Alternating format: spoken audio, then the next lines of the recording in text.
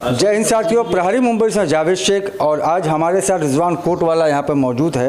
हालांकि कच्ची मेमन जमात के वाइस प्रेसिडेंट भी रह चुके हैं ये, और हालिया जो है कि अभी ज़करिया मस्जिद के ट्रस्टी हैं। अभी कुछ दिन पहले इनके साथ हादसा हुआ था और उस सिलसिले में पहले इनसे हम बात करेंगे। सर, क्या मामला हो गया था पूरा? अस्सलाम वालेकुम। कच्ची मेमन जमात का एनुअल जनरल मीटिंग था लास्ट संडे 14 सितंबर को, जिसके अंदर इलेक्शन चेयरमैन का अपॉइंटमेंट था और मेरा कुछ ऑब्जेक्शन था। तो उसके बेसिस के ऊपर मिस्टर इरशाद लकड़ावाला कुछ मुझे अब्यूज़ करने लग गए थे और मैंने ऑब्जेक्शन नोट डाउन करने बोला और मैंने बोला कि मैं वक़्फ़ से इलेक्शंस के लिए जाऊंगा। तो उस बात के ऊपर वो एग्रेसिव हो गए और उनका बेटा मेरे पे हमला किया और उनका भतीजा अरफात सिद्दीकी ने भी मेरे साथ हाथापाई उन लोग ने की है। उसके बेसिस के ऊपर फिर मेरे को कंप्लेंट करानी पड़ी, जिस वजह से उन तीनों के ऊपर FIR रजिस्टर भी पायदूनी पुलिस स्टेशन में। नहीं सर, हालांकि कच्ची मेमन जमात जो है ये काफ़ी अच्छे कामों के लिए जानी जाती थी, लेकिन बर वक्त जो है कि अभी एक इसी तरह से गुंडागर्दी हो रही है। बिल्कुल। और अभी कल जो है कि इलेक्शन भी होने वाला है। यस। तो आप भी उसमें उम्मीदवार हैं। यस, बिल्कुल सही। तो क्या लगता है कि अभी आपके ऊपर इस तरह से हमला हुआ है, बराबर वापस फिर हो सकता है? सर, हमने मुंबई पुलिस से रिक्वेस्ट किए हैं, पायदूनी पुलिस ने भी स्पेशल ऑफिसर अपॉइंट किए हैं इस मैटर के लिए।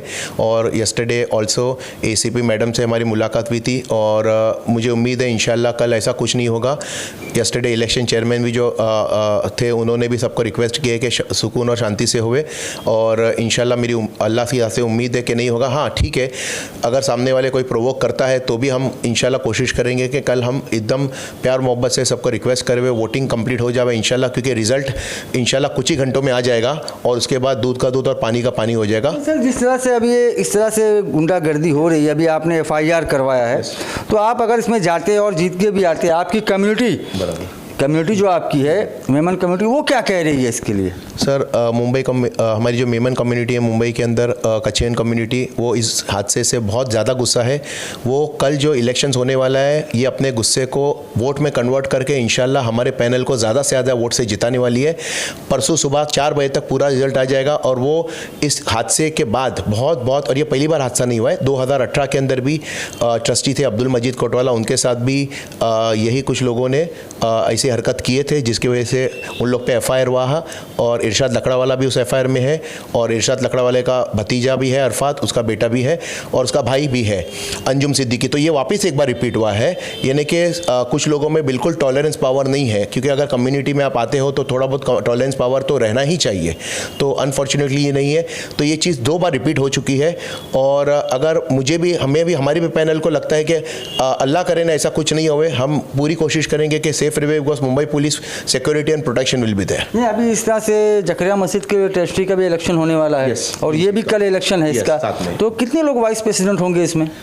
वाइस प्रेसिडेंट की सिर्फ एक सीट है, इसके लिए 2 कैंडिडेट खड़े हैं, इरशाद लकड़ावाला है और मैं रिजवान कोटवाला, हम लोग 2 इसके लिए कैंडिडेट्स हैं और हम लोग कॉन्टेस्ट कर रहे हैं। ज़करिया मस्जिद में 3 सीटें और 7 कैंडिडेट्स हैं, जिसमें हमारे पैनल में 3 सीट के लिए 3 जन कॉन्टेस्ट कर रहे हैं, Rizwan Kotwala, Abdul Qadir शिकाई and Amin चटाईवाला।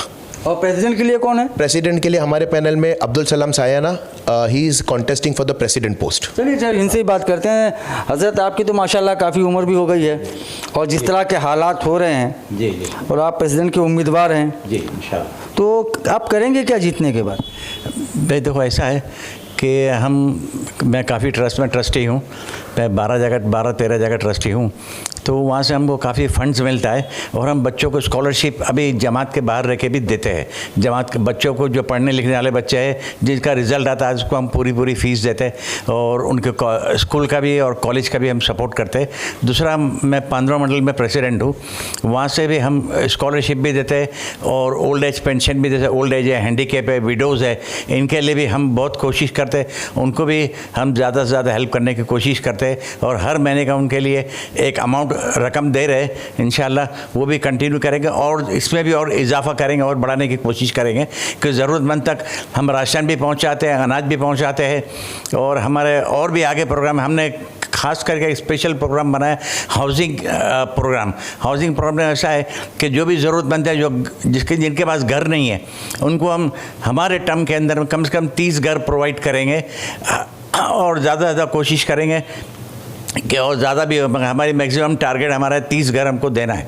Sir आपकी सोच तो बहुत अच्छी है और कच्ची मेमन जमात किसी तारीफ़ की मोहताज नहीं है, लेकिन जिस तरह के आजकल मामलात हो रहे हैं, जैसे अभी रिजवान कोट वाले के ऊपर अटैक हुआ है, तो इस तरह आगे भी हो सकता है, काफ़ी बदनामियाँ भी हो रही हैं इससे। जी, इससे जमात की काफ़ी बदनामी हो रही है और मेरी ये कोशिश रहेगी कि मैं प्रेसिडेंट बन के आऊँ तो ये झगड़े फसाद वाले इस जमात से दूर हो जाए और मैं पूरी कोशिश करूँगा कि आइंदा कोई झगड़ा फसाद जमात नहीं, आपस में एक होकर काम करे, यूनिटी से काम करे और मिलकर कौम को आगे बढ़ावे, कौम की तरक्की का सोचे, आपसी मुफाद, सिर्फ हमारा मुफाद नहीं सोचने का, जमात के लिए सोचे और मिलकर काम करे। चलिए ठीक है, तो अभी हमारे साथ एक भाई और भी हैं। सर क्या नाम है आपका? मेरा नाम मोहम्मद अमीन गुलाम चटाई वाला है। तो सर आप लोग, क्या वजह है कि आप लोग खड़े हो रहे इलेक्शन के अंदर? तो इलेक्शन अगर आप जीतते हैं, ये तो कल की बात है, अगर जीतते हैं तो आप करेंगे क्या?